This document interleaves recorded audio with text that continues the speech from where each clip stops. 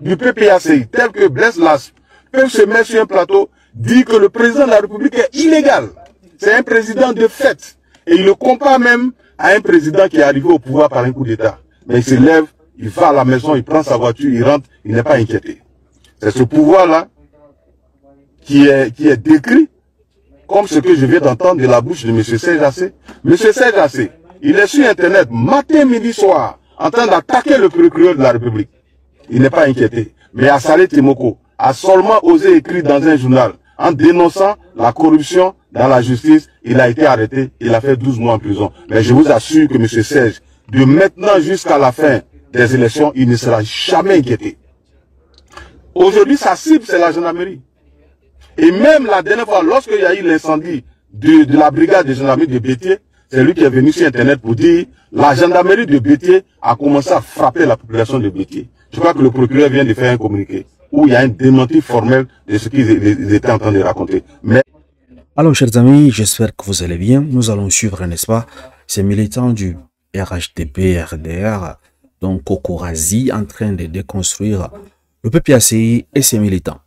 Maintenant, il y a une question que un militant du PPACI a posée et qui me semble un peu très bien. Il dit maintenant, quand Johnny Pacheco vous déconstruit, vous envoyez les gens pour l'arrêter. Est-ce que ça va chez vous-même? L'autre, il dit, mais il dit rien. Lui, aujourd'hui, il va venir dire qu'est-ce que le PPACI propose. Mais c'est pas à son niveau s'ils prennent le pays. Ce qu'ils vont faire avec là, ce n'est plus à son niveau. Donc nous allons suivre, n'est-ce pas, attentivement ce qu'il a, comment est-ce qu'il a déconstruit le PPACI et on en revient juste après pour voir, n'est-ce pas, ce qu'il a dit, est-ce que c'est correct, est-ce que c'est juste, y a-t-il des choses à ajouter, à rectifier ou pas? Suivons. Il est sauf, rien ne lui arrive. Mais pourtant, il dit que ce pouvoir est un pouvoir fasciste, narcotrafiquant, un pouvoir dictatorial, à la limite, un pouvoir nazi qui ressemblerait à celui de Hitler. Mais il vit en Côte d'Ivoire, il n'y a aucun problème. Il n'y a aucun problème, absolument aucun problème. Vous voulez parler du système éducatif, mais parlons-en. Nous sommes tous témoins, contemporains des faits. Sous Laurent Gbagbo, qui gérait l'école? Mais c'était la FESI qui frappait les enseignants, délogeait les étudiants et les élèves quand elle voulait. Tuer même, assassinait Habib Dodo, étudiant de son état, a été éliminé sous un gouvernement, sans un début d'enquête. Kone Kireman, Hervé Kouassi, même le neveu de Kade Bétain a été éliminé, enterré entre Mermoz et le campus. Sans aucune enquête, sans aucune poursuite. La FESI était le maître sur les espaces éducatifs, même dans nos vies. Et ça passait crème. Un pouvoir qui a été qualifié d'infréquentable et dangereux. Vous avez même été exclu, votre parti, de l'international socialiste. Et c'est vous qui allez donner des leçons au RHDP. Moi, je pense que, je ne vais pas être long, mais je ne pense pas que un Ivoirien, même s'il n'est pas d'accord à 100% avec le gouvernement qui est là, ne peut même pas penser donner son pouvoir à Laurent Gbagbo et à son équipe. Qui n'est même pas capable de réunir. Quelqu'un qui n'est pas capable de réunir sa propre famille, de gauche. Regardez aujourd'hui la situation dans laquelle il vit avec ses ex-partisans. Blé Goudé, Madame Simone Évry Babo, Mamadou Koulibaly. Il n'est même pas capable de les réunir. Et c'est un pays qu'il va diriger et va unir les fils et les filles de ce pays. Mais attendez, vous vous foutez de qui? Vous pensez que les Ivoiriens sont des maudits? Les Ivoiriens ne sont pas maudits. S'il est capable de réunir sa propre famille, au moins c'est un signal fort pour dire le monsieur, c'est un leader, il est capable de rassembler.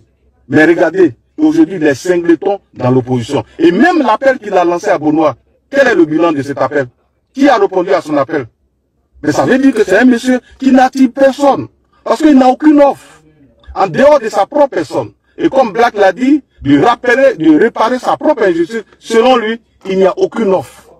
Aucune offre.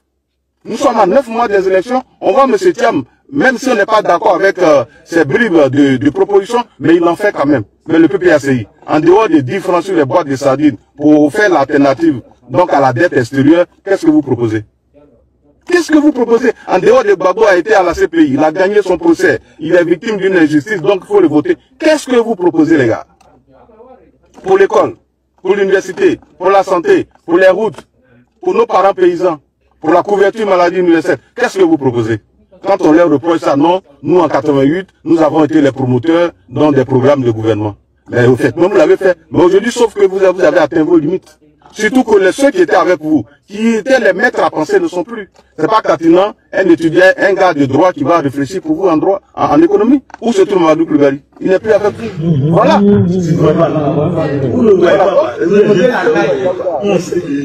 Je finis rapidement.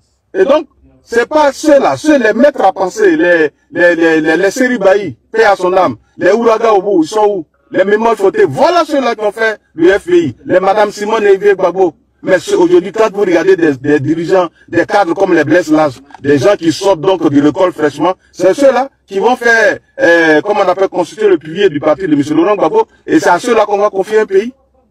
Mais attendez, un parti politique a 2 mairies. Et quand j'écoute les gens, non, Gbagbo Laurent a été victime d'une injustice, et donc, les Ivoiriens vont le voter. Mais si les Ivoiriens devaient le voter, mais en 2023, les Ivoiriens allaient donner ce signal fort pour dire, il a fondé un parti, nous sommes d'accord avec lui, il faut être solidaire de M. Laurent Gbagbo, donc allons voter pour M. Laurent Gbagbo et ses candidats. Mais ils ont eu 2 mairies. Pourtant, lui-même était impliqué dans la campagne, et c'est tous ces candidats ont battu campagne avec le nom de Laurent Gbagbo. Les Katina connaissent. Allez-y écouter leurs discours. Mais le résultat, c'était quoi? 6% pour d'autres, 2%, 1%, 3%. Voilà les scores que vous avez récoltés. Mais sans aucun élément factuel.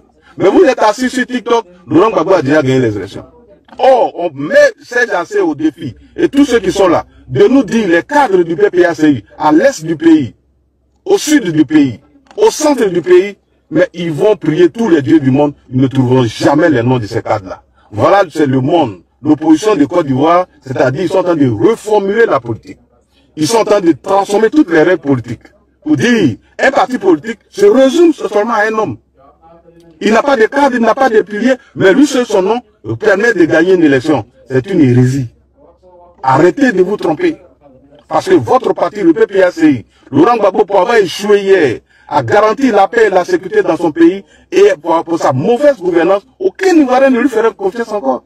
Parce qu'aujourd'hui, avec les défis sécuritaires autour de nous, avec les djihadistes, quelqu'un qui n'a même pas réussi à faire face à un jeune étudiant Guillaume Soro et à quelques sergents, mais qu'est-ce qui nous garantit qu'il fera face aux djihadistes qui sont beaucoup plus forts que ces personnes? La rébellion, au moins, ça a un visage. Mais les terroristes n'ont pas de visage. On ne peut pas discuter avec eux. Avec une rébellion, on peut discuter. Donc, si un Ivoirien encore sérieux pense dans ses rêves ou bien dans ses cauchemars que Laurent Gbagbo peut encore arriver au pouvoir, vraiment, je lui demande de voir un pasteur ou un imam pour qu'on prie pour lui. Vraiment, c'est le signe qu'il a un problème. Il a un sérieux problème. Dans le cas, je ne vais pas être long, je vais m'arrêter là, mais pour dire à nos amis, je crois que le débat, il est beaucoup plus sérieux. Quand on parle, il faut envoyer un minimum de preuves. Les gars, c'est chaud, hein, c'est chaud, c'est chaud. Il a dit des vérités, en fait. Donc, c'est vrai que il a été tranchant. Là, j'aimerais vous lire en commentaire. Qu'en pensez-vous dans les assorties? Moi, je pense que ce monsieur, il est assez intelligent, en fait. Parce que il n'a pas insulté. Il a apporté, n'est-ce pas, des analyses, comment dire, factuelles. Parce que là, nous avons Erkoua qui nous dit ici, oui, pour la FESI, je confirme. Ils partaient libérer leurs camarades au commissariat. C'est là, c'est passé au 8e arrondissement de Cocody. Saint-Jean, ils géraient le marché de Cocody à la place des agents municipaux en donnant des tickets du marché payant à nos pauvres mamans. Ils se battaient avec les policiers, etc. Et cela restait impuni. Quelle désolation. Vous voyez? Donc, en fait, ce qu'il a dénoncé, son analyse est correcte en fait. Toute personne qui réfléchit bien, il sait que c'est la vérité. Maintenant, est-ce que la politique connaît cela? Parce que vous savez, la politique, ça ne connaît pas cela en fait. Ça ne connaît pas les trucs rationnels. Vous pouvez bavarder. Laurent Gbagbo n'avait pas fait toutes ces choses pour le passé. Et s'il avait pris conscience et que maintenant, il sait ce qu'il va faire. Et si Laurent Gbagbo avait changé, n'a-t-il pas besoin, n'est-ce pas, d'avoir également une autre chance pour rectifier les erreurs du passé? Doit-on l'exclure? Doit-on donc condamner par ces erreurs du passé? J'aimerais bien vous suivre en commentaire. Qu'en pensez-vous de la sortie de M. Kokorazi sur la situation de Laurent Gbagbo et ses militants de son parti politique?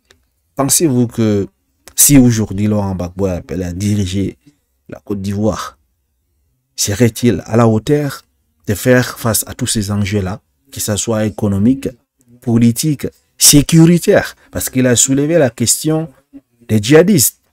Vous savez que la Côte d'Ivoire est encerclée, entourée par les pays de l'AES. Donc, et qui dit AES, au nord, dans le désert, depuis, n'est-ce pas, la chute de Kadhafi, il y a eu, n'est-ce pas, des crises sécuritaires et les armes circulent partout. Donc, est-ce que Laurent Gbagbo et son équipe peuvent faire face à tous ces enjeux-là, que ce soit politique, économique et sécuritaire et social? Ou bien est-ce que Laurent Gbagbo, comme il a mentionné, est resté dans le passé? Quand on était, on a fait ceci. Quand on était, on a fait ceci. J'aimerais bien vous lire, et pas d'injures, juste des analyses, et vous me dites ce que vous en pensez de ces situations. Merci.